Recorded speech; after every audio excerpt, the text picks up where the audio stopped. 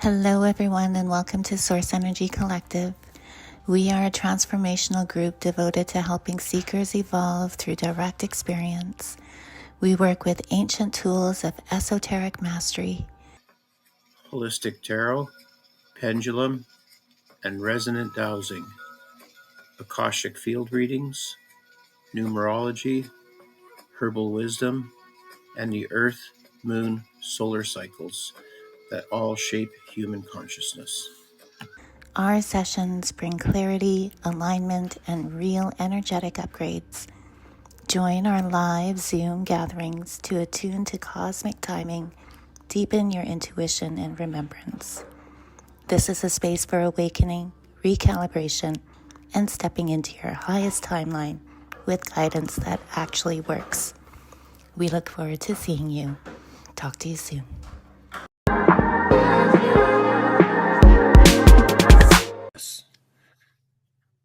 All right.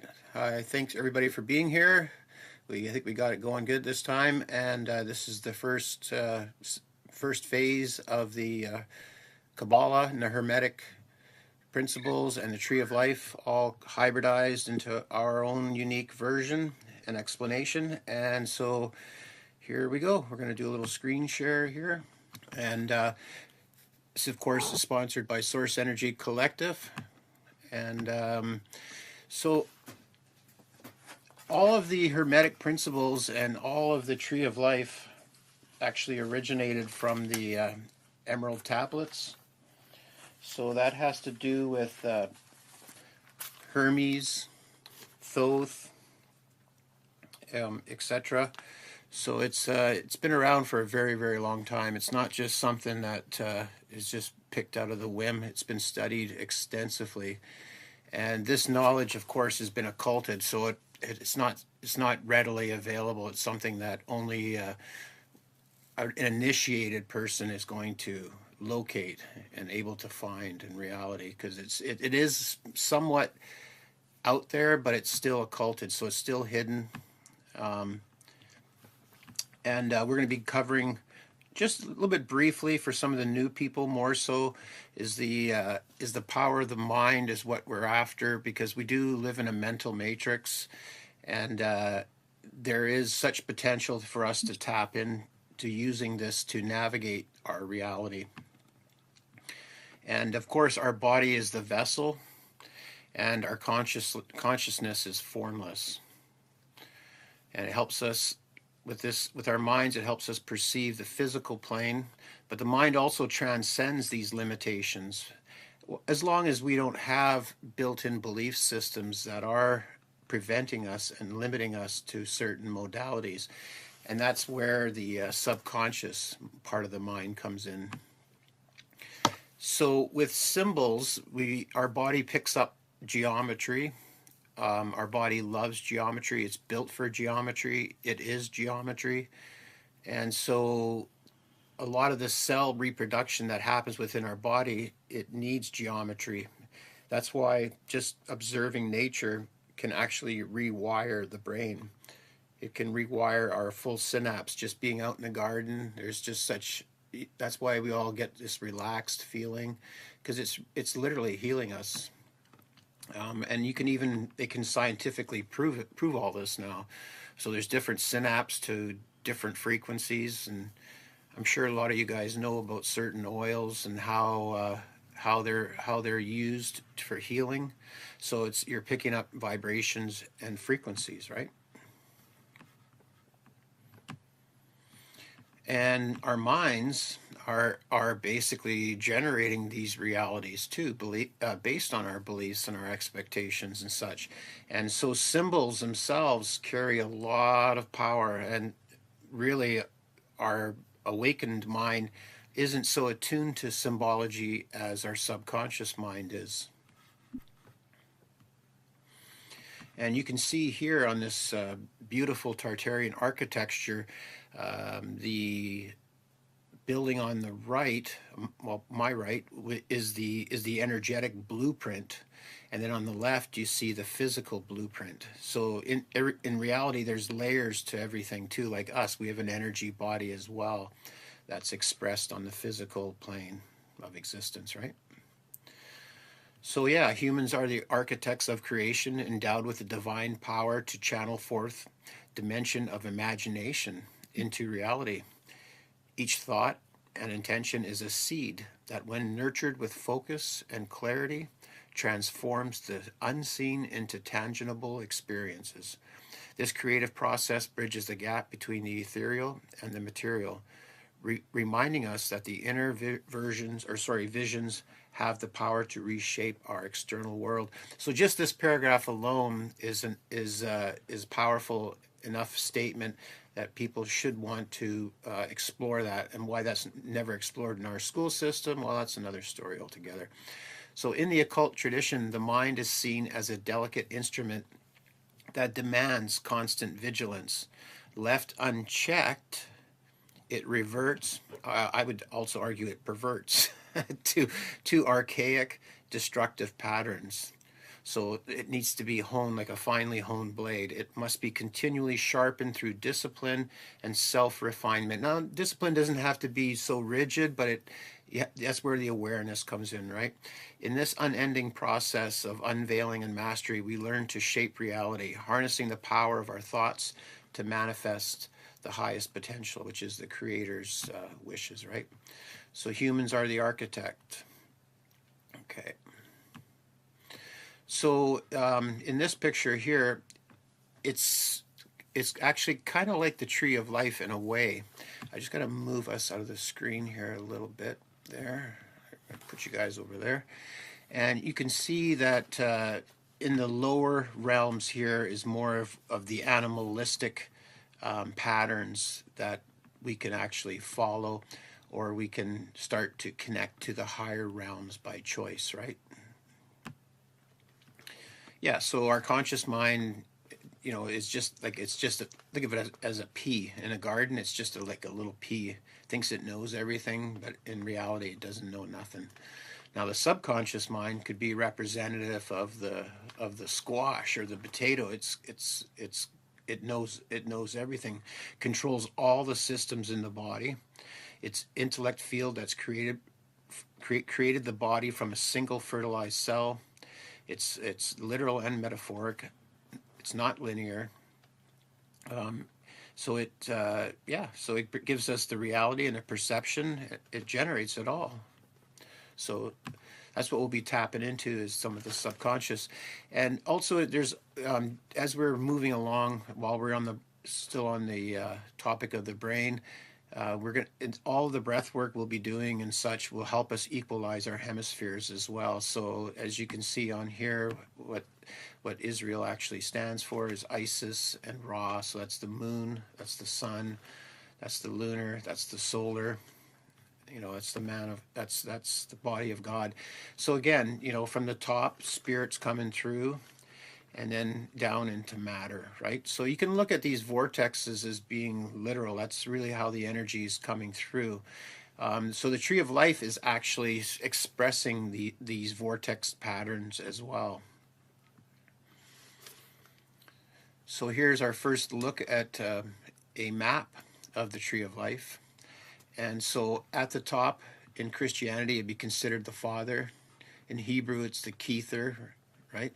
And so the top is the sacred Trinity as well. So that's the Father, the Son, and the Holy Ghost as well, at the top.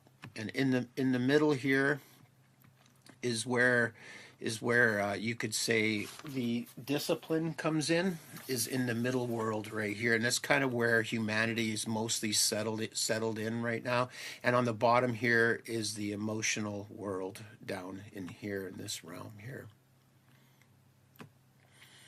We'll be focusing just on the bottom here, on the Malkuth and the Yesod. You can see the dimensionally wise how that lines up as well. All right, so a lot of the people here are pretty familiar with the Muladhara, and it's located at the base of the column.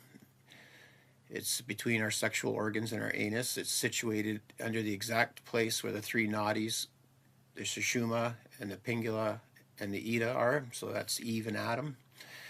It nourishes all of the other chakras with its sexual energy, and that's where Mother Kundalini is found, right in the base.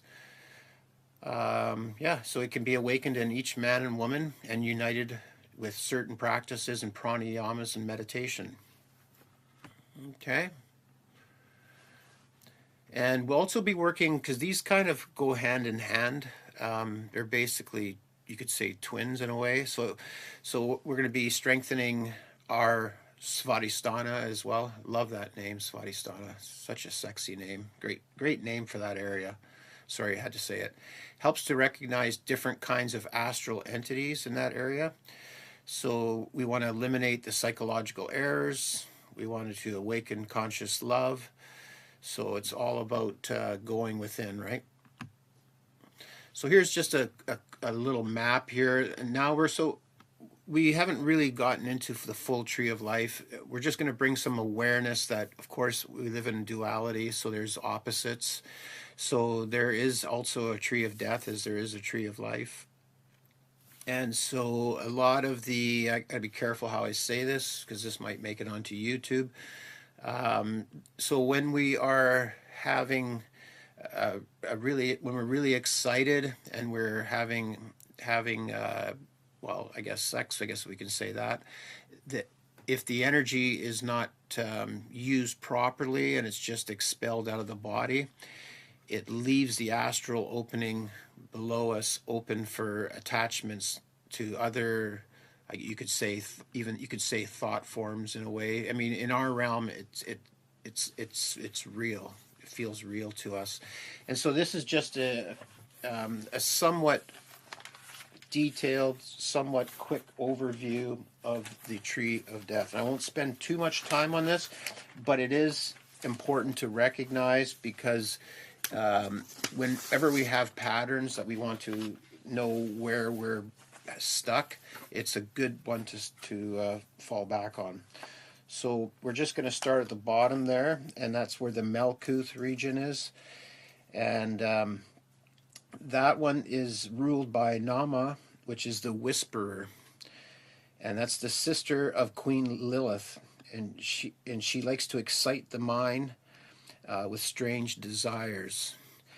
And so just moving up from the number 10 position up into Yesod, that's ruled by Gamamal, and he's called the Obscene One, and rules nightmares and dreams, right? Okay, and so and just moving up to Samael here, it's nicknamed the Poison of God. It's the failed realm of insanity, doubt, and disbelief.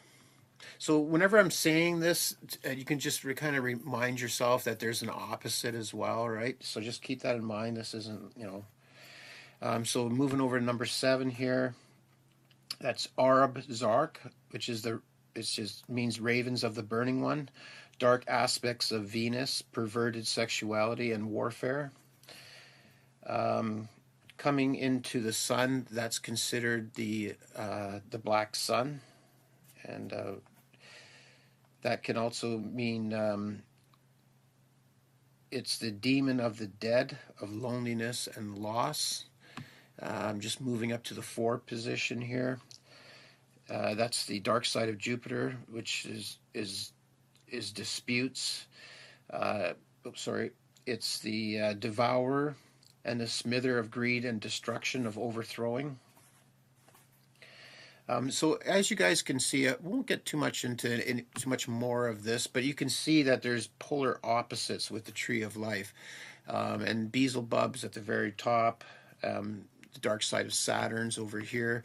So you can see that there is polarities that we are able to work with, right? But this is what we want. We want the tree of life. Of course we all do. We all want to be inspired by the tree of life. So at the very top of the tree of life, there's a nice picture. So this picture here just basically shows us being able to overcome our animalistic urges. We'll get into the tree of life in just a second here. Okay, so here's the tree of life back again. And this is the planetary version of the tree of life. So at the top here at the crown, this is also the planet Neptune. So that's called, in Kabbalah, it's called Keter. And I would encourage you guys to, if you can locate a download of a good map of the Tree of Life, and then if you put it over top of your laptop screen, you can take a piece of blank paper and you can outline the circles and the lines. So that way, if you needed to make notes and stuff, it works really, really good that way. And then that way you can keep track of this, because this is the architecture of our soul. And so this is something that we want to embody, because it's the symbology that's allowing us to talk deeper to our inner self, and that's really helping connect that language. So it's getting over that language barrier of not of just seeing the external world. So this is kind of help bringing the internal architecture to our awareness. So again, the planets there, again, you can see on the screen here, we have Saturn up in here, and that's in the Bina possession. I'll tell you what that represents here. That's essentially what we're looking at. Excuse me just a second. You guys have any quick questions at all while I'm searching for the literature on this one?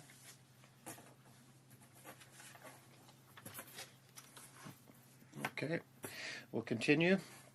So again, this section here is Bina, which is about reasoning. It's also the womb, and in tarot that would be the Empress position as well. And this position here is the High Priestess, which is also called Hakma in the Kabbalah. Down here is Esed, and it's about expansion. It's about abundance. Over here is Jevra, which is about will, also contraction. And of course, we got the beautiful sun here. That's all this solar energy. And you can see they all connect to the sun as well. It's really quite beautiful. This is Mercury here. This deals with logic, language, analysis. Venus here is about emotion, desire. And of course, we got Yesod here, which is about the astral foundation, imagination, dreams, the subconscious. And of course, down Malkuth, which is what we're going to be focusing on, is these two lower Sephiros here, which is manifestation of the physical world and embodiment. Okay, so again, you can see here how the snake, the Kundalini mother, just begins to rise through this tree of life. And if you can envision this as a vortex as well, when we go into just a short meditation here. And the tarot is very well represented here. You have the lovers in the heart region here. You have the strength card to start to face yourself in new ways. Yeah, we're not going to get too much into this because we don't have that much time. So I'm just going to skip through here just a second. So yeah, so the Tree of Life also shows the two poles. It shows the masculine, the atom, the pingula, the solar, the projective, and on the other side is Eve, the Ida, the lunar. It's the receptive portion of us. And and that's the caduceus, the Mercury caduceus that we want to embrace. So this actually, Barb has these cards here herself, and they're very well done. And what this is actually showing is she's not touching the scale here. You'll notice her hand's not touching it. That's actually considered the genitalia area, where she is in total control of her internal architecture. You can see that this is also, you'll see this on the world card. This is the snake, circular, so it's the womb of creation. She's got the three levels of platform, so she's mastered her internal self. She has the sword of truth here as well, which also is representative of the spine.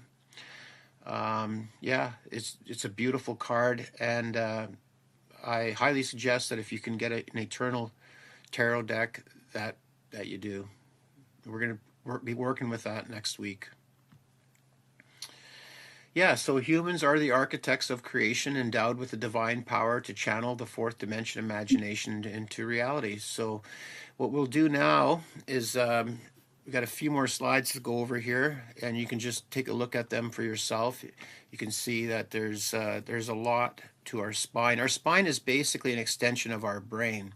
So what we're doing with this exercise we're going to end with here is we are enlivening the tree within us. We're basically, like when we do our breath work, for instance, the lungs are, you're actually breathing in spirit, right? Because you can look inside our lungs, they look like a tree as well, all the different veins and stuff. So we're breathing spirit in, so we're charging ourselves up with our breath, and connecting. So the most sacred part of the human body is the brain and the spinal system, revered from all antiquity and symbolized again and again in all the religions of the world. While other parts of the body are of great interest to the student, the mysterious workings of the spinal fires by means of which liberation is finally attained. So it has tremendous value, and that many years must be spent in understanding even the fundamental principles. The spine is the rod which budded. Okay, so yeah, we're gonna go on to this. So yeah, here's another, I can send this to you guys if you want. It's got a little more details on the spine and what intelligence areas it actually controls, right? Okay, I think, yeah, so this just gives, okay, so I just want you guys to look at some of these pictures so you can kind of conceptualize the energy field around you. I think we're doing okay for time. Actually, I can see it down here. I don't have to hurry as much. I've been kind of rushing through a little bit, so I'll try to slow down a little bit better here. So yeah, so this is the Taurus. So tarot is Toro, is the Taurus, is the toroidal field of all life. So it's the foundation of all life. So there is a red shift, blue shift. You'll see in a lot of the tarot cards represented red and blue. Like even in the United States, the political theater there is, you got the, I think it's Democrats are red and then the Republicans are blue or something like that.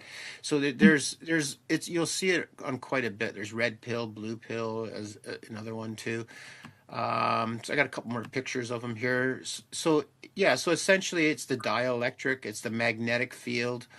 It's the dielectric and the magnetic working together, and we're basically in the center here. That's our center. That's our heart. Everything comes through this geometry. So as we're beginning to meditate, we start to visualize that toroidal field around our bodies.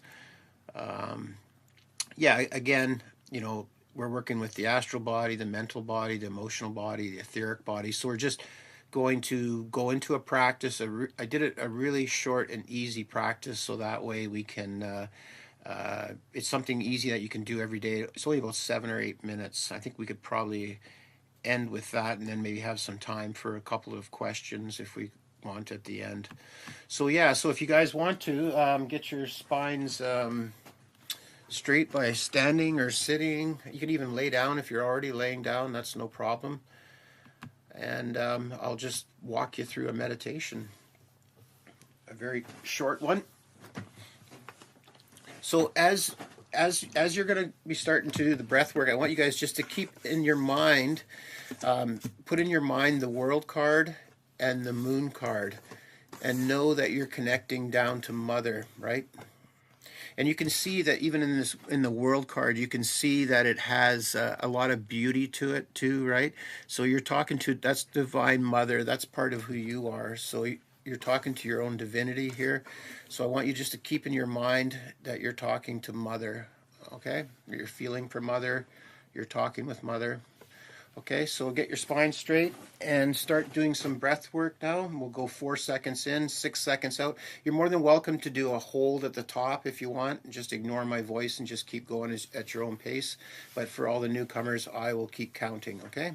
So 4 seconds in, 2, 3, 4, and out, 2, 3, 4, 5, 6, and in, 2, 3, 4, and out, 2, 3, 4, 5, 6, and in, 2, 3, 4, and out, 2, 3, 4, 5, 6, and in, 2, 3, 4, and out, 2, 3, 4, 5, 6, and in, 2, 3, 4, and out, 2, 3, 4, 5, 6, and in 2, 3, 4, and out 2, 3, 4, 5, 6. Last one, and in 2, 3, 4, and out 2, 3, 4, 5, 6, and just relax.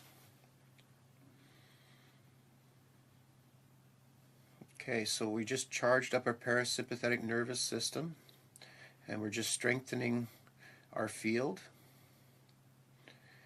Now I want you to envision a bright star above your head, just a few inches above your head. Just know that it's there. That's your soul star. And now bringing our awareness into our heart and just breathing into our heart for at least a minute here, okay?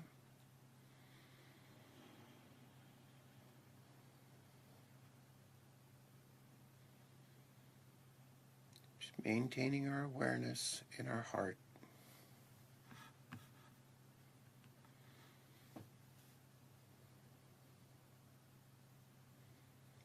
Now we're going to move our awareness up into our throat and see it as a silvery blue disc spinning.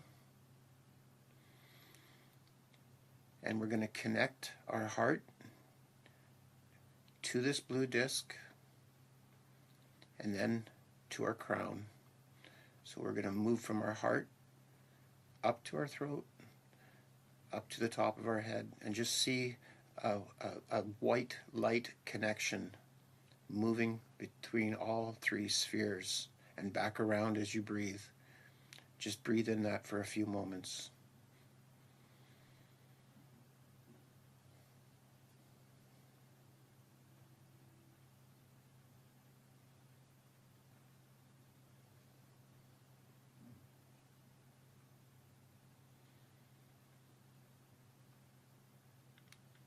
Okay, now that we've connected the upper spheres, now we're going to see our heart as a pulsing sun inside of our chest, a beautiful white glow, charging. Now we're going to slip our awareness down between our pelvic region into the solar plexus area as well, and we're going to see purple, silvery, spinning like liquid water in that area. And we're just going to sit in that area for a moment.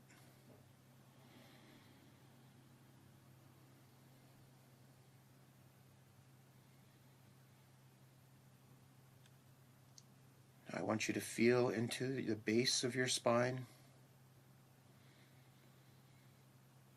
Now I want you to run energy, not forcefully, just gently with your awareness, move up your spine all the way to the top of your head.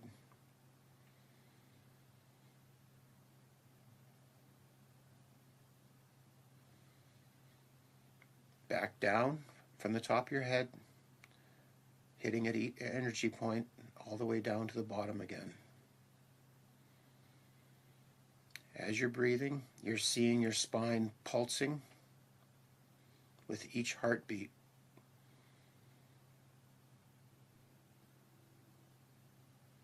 Now that your spine is fully online, I want you to envision this toroidal field around you. I want you to envision as you're breathing in, you're pulling the toroidal field up, around from your bottom of your feet, around through to the top of your head. And as you're breathing out, I want you to breathe the toroidal field down through the center of your spine and then back up around when you breathe in, okay? So do that for a few moments.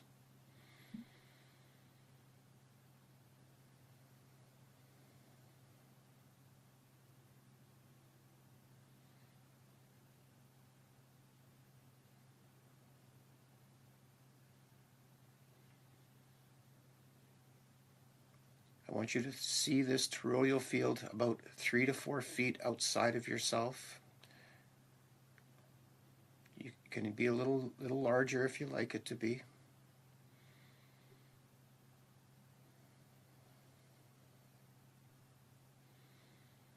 Okay, now tighten this field up around your body so it's closer to your body and it feels more solidified around you, that there's no leaks in your field. You could see it as a white egg around yourself. You're completely sealed. Now say to yourself or out loud, top to bottom and inside, I am sealed.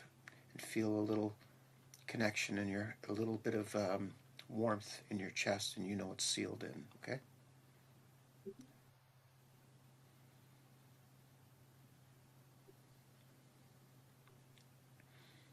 Okay, and you are done. I want you to come back now. Wasn't that easy? And I just want everyone to be reminded that this was just a short version.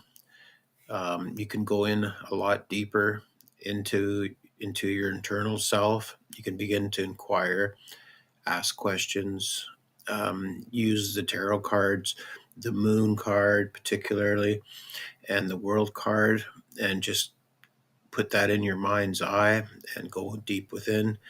And don't forget to grab a journal and do some internal investigation.